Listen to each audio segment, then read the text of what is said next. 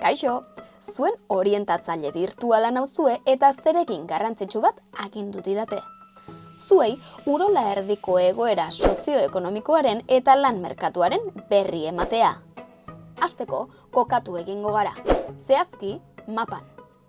Lur eremu hori da Urola Erdia, gure eskualdea, eta 223 kilometro karratu ditu. Bertan, 32.000 lagun bizi gara, tartean zuek guztiak. Ideia bat egiteko, Euskal Autonomia Erkidegoan 2,2 milioi lagun bizi gara. Herena Gipuzkoan bizi da. Eta gu, Urola Erdiko herritarrak, Gipuzkoarren 4,4 besterik ez gara. Baina izue, gutxi izan arren eragin handia dugu gure lurraldean. Gero demostratuko dizuet. Urola Erdia 6 udalerrik osatzen dute. Aizarnazabalek, Azkoitiak, Azpeitiak, Beizamak, Errezilek eta Zestoak. Eskualdean ez dugu tren estazio edo aireporturik, baina Gipuzkoaren bihotzean egoteak baditu bere abantailak. Zestoatik 34 kilometro besterik ez daude Donostiara, eta Azkoitiatik Bilbora berriz 75 kilometro inguru. Gipuzkoako ekonomiaren kasuan, bihotza baino gehiago motorrak garela esan dezakegu, edo motorretako bat behintzat. Baina zein da Urola Erdiko ehun sozioekonomikoa? Alegia, ba aldakizu ezer egiten dugun gure eskualdean. Jolas bat proposatuko dizuet. Hauek dira Euskal Autonomia Erkidegoko datuak. Gazta horretan ikusi dezakezuen bezala, 3 laurdenak zerbitzuak dira. 18% industriaren sektoreari dagokio, eta lehen sektorea ez da 1% ere iristen. Gipuzkoara ekarrita ere gauza ez da gehiegi aldatzen. Industriak gazta pusketa bat kentzen dio zerbitzuen sektoreari, eta lehen sektoreak oraindik eta pisu gutxiago du. Orain, zuen txanda da.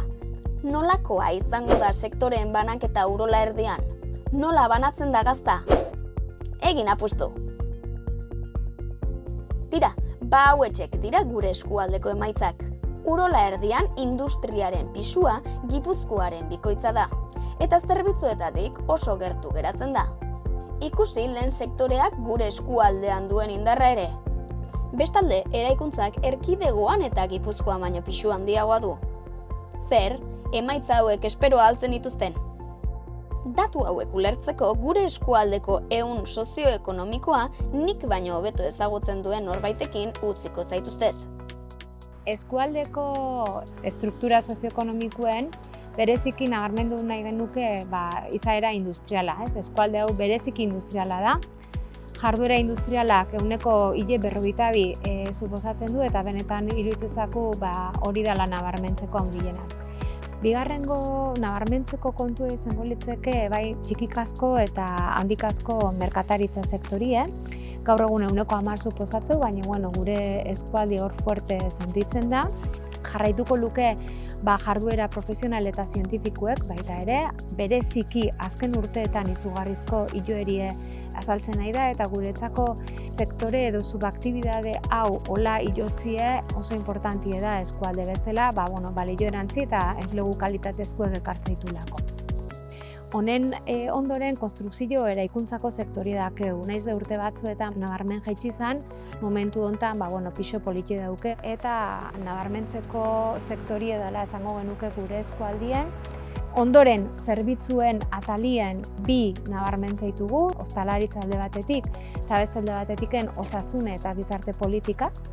Eta ja bukatzeko, nekazaritza eta abeltzaintzak 1,9 suposatzeu, baino bai azpimarrantzien nahi genuen, beste eskualdekin konparauta, pisu handia dukelako lehenengo sektore honek gure eskualdien. Urola Erdi eskualdeko enpresan tamaina, enpresa txiki eta ertainez osatua da. Hau da, honek esan nahi du 250 langiletiken berako enpresak diela. Gainea, azken urte hauetan, teknologi kontuek medio, behaien lanaiteko ere asko aldau da. Bai teknologia aldaketak eta bai merkauen globalizazioak ekarri dituen ondorioak kontuen eukita. Urola Erdia industriala da, gure izaera industriala da, eta ez hori bakarriken, gainea bertan ekoizteien makinak mundu guztien zehar saltzeie. Hemen nago berriz ere, konpainia honean utzi zaituztet, ezta? Beno, jarrai dezagun gure errepasoarekin. Orain arte, sektore eta jarduera ekonomikoak izan ditugu hizpide, baina zoritxarrez, bada kontutan hartu beharreko beste eremu bat. Ba aldakizue zein den? Bai, lan egoeraz edo langabeziaz ari naiz hizketan. Azken urteetan, krisi ekonomikoa, COVID-19 edota gerrak tarteko gorabehera nabarmenak izan dira. Baina ezagutzen alduzue gaur egungo egoera? Beste ariketa bat jarriko dizuet. Zuen ustetan, zenbatekoa da gure eskualdean langabezia tasa? Bota zenbaki bat beldurri gabe.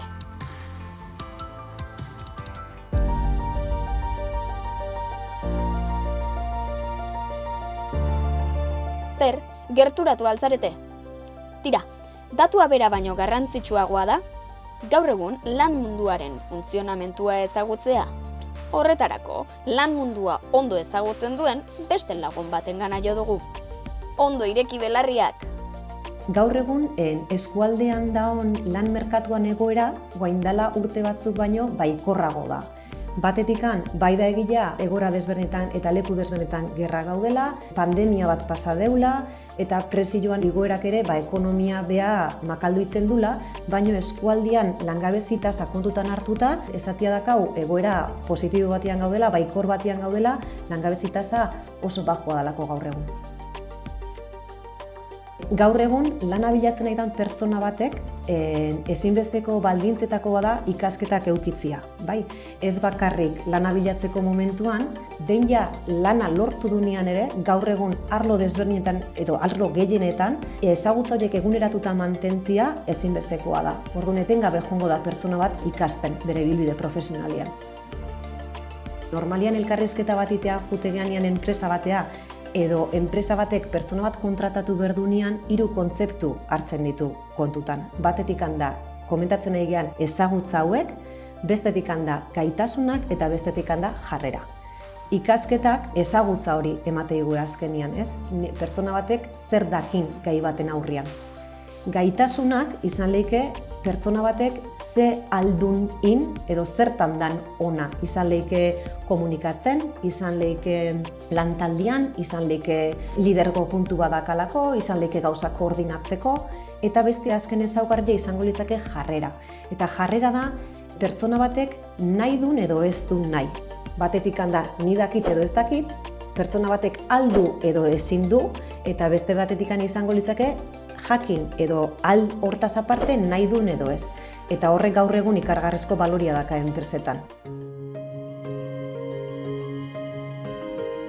Ikasketak aukeratzeko garaian, erabaki hori personala da, norbeak hartu berduna da. Bai, orduan, oso importantia da eskualdian dakaun informazio hori ahalik eta eguneratua izatea, gu gure heldua ezautzia baitare ditugun zaletasunak kontutan euki, ze gaitasun dazkaun kontutan euki, eta baitare oso iturri interesantiak dira, baten bat bali badakigu guk pentsatuta dazkaun ikasketa horiek indadazkan aurretik, edo lan hortan dabilena, oso importantia da haiekin kontaktua eukitzia, haiek emango iguelako beste ikuspegi zabal bat, baina erabaki azkenean norbeana da, eta etxeko lan horiek norbean ganero itzeia. Ba entzun duzue, norbera aktibatu eta etorkizunez hausnartzeko garaia da. Eta amaitzeko, adi egon. Azken galdera bat botako dizuet eta. Baina lasai, honek ez dauka erantzun zuzenik, ez da erantzun bakarrik ere. Zuetako bakoitzak bere erantzuna bilatu behar du. Hortxe galdera, non eta zertan ikusten duzu zure burua etorkizunean?